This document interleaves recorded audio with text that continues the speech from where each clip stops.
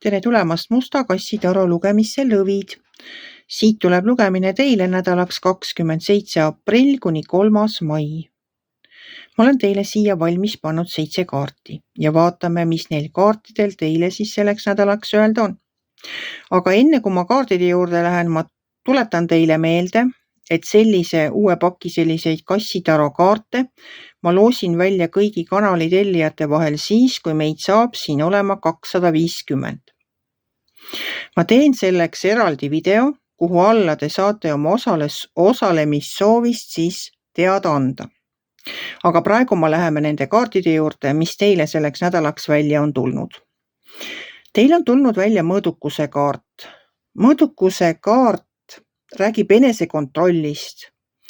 Räägib sellest, et ei tasu asjadega üle pingutada. Tema kõrval on mõõkade 2. Mõõkade 2 on selline kaart, mis ütleb seda, et ei saa edasi liikuda.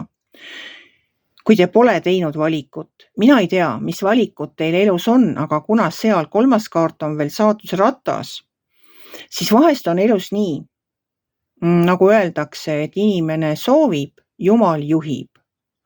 Et see saatuse ratta kaart võib keerata teie saatust täiesti ootamatus suunas.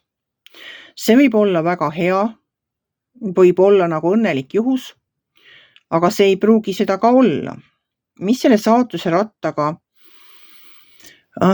Ma olen alati rääkinud seda, et saatuse rattaga on nagu mitu võimalust.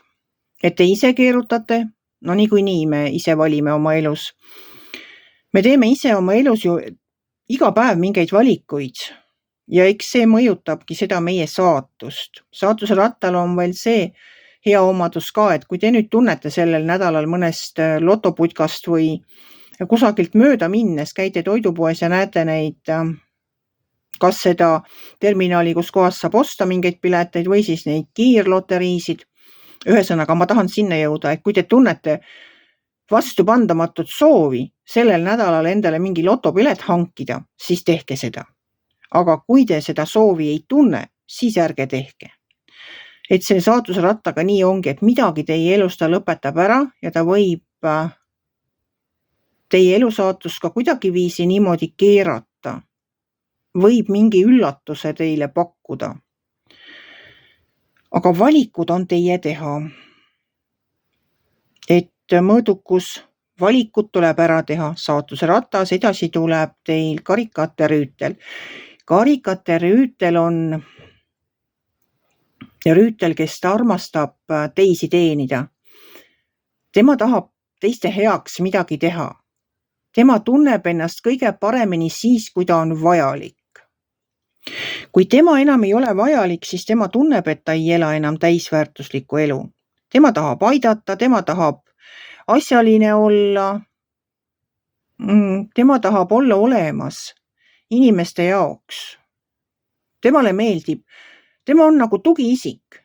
Kui temalt ära võtta see, keda tema toetada saab, siis tema ei tunne enam täisväärtuslikku, et ta elaks nagu täisväärtuslikku elu. Siis ta vajub lössi ja on õnnetu.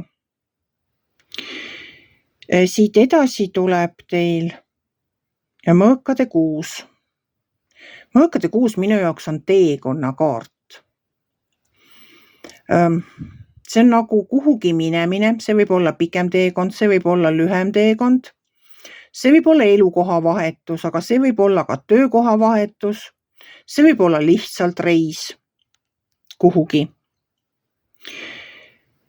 Ma pigem arvan, et see kuidagi on seotud töö ja rahaga. Sellepärast, et siin on kohe sauade 5. Sauade 5 on konkurentsikaart, aga sauade 5 minu jaoks tähendab ka selliseid mõttetalguid. See ongi, kuidas ma ütlen, ega siis konkurents on ju edasiviiv jõud. Et on nagu ideede põrgatamine või selline vaidlemine, et ega siis konkurents ei ole halb. Kui on konkurendid, siis ise püüate ju paremini. Ja kuna viimase kaardina selles lugemises on tulnud välja müntide äss, Sellepärast ma arvangi, et kogu see teekond ja konkurents ja teiste teenimine on seotud raha teenimisega, sellepärast et tegemist on ikkagi müntide ässaga ja müntide äss on rahakaart. Müntide äss on üks hea rahakaart. See võib olla mingisugune ühekordne sissetulek, see võib olla edutamine töö juures, see võib ollagi parema palgaga töökoht, see võib olla lisateenimise võimalus. Et vaat niisugused kaardid, aga valik tuleb teil teha, seda räägib see sauade 2. Saatuse ratas võib teile siin väga-väga häid võimalusi ette keerutada. Et olge siis tähelepanelik sellel nädalal. Pange kõik kõrva taha, mida te kuulete.